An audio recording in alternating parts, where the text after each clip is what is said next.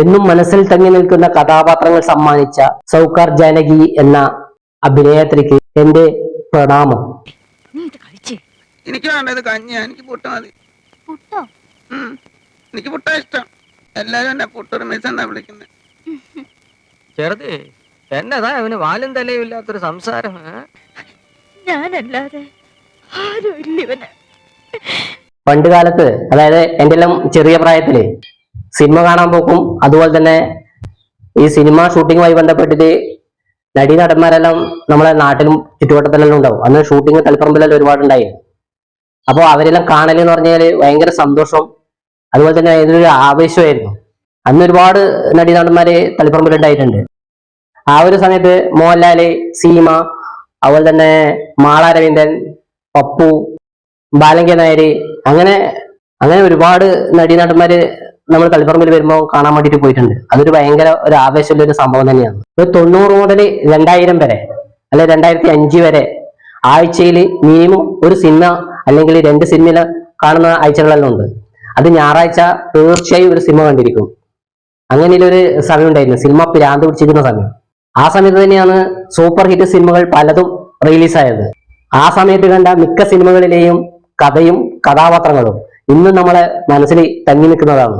മമ്മൂട്ടിയുടെ നിരവധി സിനിമകൾ ആ സമയത്ത് റിലീസായിട്ടുണ്ട്. അതിൽ മിക്കത് സൂപ്പർ ഹിറ്റ് സിനിമകളാണ്. ആവനാഴി, നിറക്കൂട്ട്, യാത്ര, CBI ഡയറിക്കുറിപ്പ്, അങ്ങനെ ഒരുപാട് സിനിമകൾ. ആ സിനിമകളിലെല്ലാം മമ്മൂട്ടി എന്ന അഭിനേതാവിന്റെ സൂപ്പർ പവർ, അത് ആക്ഷനായാലും ഡയലോഗായാലും കാണികൾക്ക് ഭയങ്കരം ആവേശം കൊള്ളിക്കുന്ന തരത്തിലായിരുന്നു ആ കഥാപാത്രങ്ങളുടെ ഒരു പാറ്റേൺ. ഇതിനിടയിൽ സൂപ്പർ പവറോ ആക്ഷനോ അല്ലെങ്കിൽ വലിയ വലിയ ഡയലോഗുകളോ ഒന്നും ഇല്ലാതെ ചില സിനിമകളും ഇറങ്ങിയിട്ടുണ്ട്.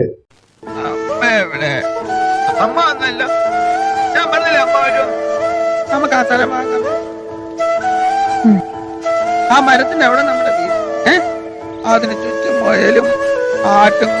അത്തരം സിനിമകൾ പ്രേക്ഷകന്റെ മനസ്സിലേക്ക് ആഴത്തിൽ ഇറങ്ങുന്നതും കുടുംബ ബന്ധങ്ങൾക്ക് പ്രാധാന്യം കൊടുക്കുന്ന ആ തരത്തിലുള്ള കഥാപാത്രങ്ങളായിരുന്നു. അത്തരം ഒരു സിനിമയാണ് 1992 ഇറങ്ങിയ സൂര്യമാനസം എന്ന മമ്മൂട്ടി ചിത്രം. പ്രായമായ അമ്മയും കുട്ടികളുടെ മനസ്സും 6 ആളുടെ കരുത്തുമുള്ള പാവം മകന്റെയും ഒരു അമ്മയുടെയും കഥ പറയുന്ന ചിത്രമായിരുന്നു സൂര്യമാനസം. ഓടിച്ചു വിട്ടെന്നോ? അല്ല, അവിടെ മുതലാളിയുടെ കൈ ഓടിച്ചപ്പോ എല്ലാരും കൂടെ ഓടിച്ചു വിട്ടതാ. കൈ ഓടിച്ചെന്നോ? ആ, ചെറുതെ പിടിച്ചപ്പോ ഓടിഞ്ഞുപോയി. ആ ചിത്രത്തിൽ അമ്മയായി അഭിനയിച്ചത് ദക്ഷിണേന്ത്യൻ ചലച്ചിത്ര ലോകത്ത് പ്രശസ്തയായ സൗകാർ ജാനകി എന്ന നടിയാണ്.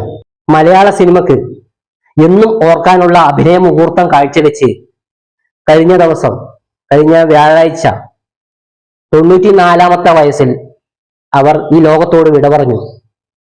1950-ലാണ് അവർ സിനിമാ അഭിനയ രംഗത്തേക്ക് കടന്നു വന്നത്. വിവിധ ഭാഷകളിലായിട്ട് 400-ലധികം ചിത്രങ്ങളിൽ അവർ അഭിനയിച്ചിട്ടുണ്ട്. സൂര്യമാനസത്തിന് പുറമെ 1964-ൽ സ്കൂൾ മാസ്റ്റർ എന്ന ഒരു ചിത്രത്തിൽ കൂടി അവർ മലയാളത്തിൽ അഭിനയിച്ചിട്ടുണ്ട്.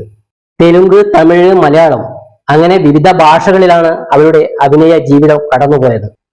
സിനിമയിൽ ഇത്രയേറെ പ്രശസ്തയായി നിൽക്കുമ്പോഴും 3000-ലധികം നാടകങ്ങളിലും അവർ വേഷമിട്ടിട്ടുണ്ട്. തമിഴിൽ ടെലിവിഷൻ രംഗത്തും അവർ സജീവമായിരുന്നു. 2022-ൽ 90-ാമത്തെ വയസ്സിൽ രാജ്യം പത്മശ്രീ നൽകി അവരെ ആദരിച്ചിട്ടുണ്ട്. കുട്ടിക്കാലത്ത് കണ്ടതും ഇന്നും മനസ്സിൽ തങ്ങി നിൽക്കുന്ന ഒരു സിനിമയാണ് സൂര്യമാനസം. അതിലെ പുട്ടിന്റെ അമ്മയും എല്ലാം എന്റെ മനസ്സിൽ ഇന്നും തങ്ങി നിൽക്കുന്നതാണ്.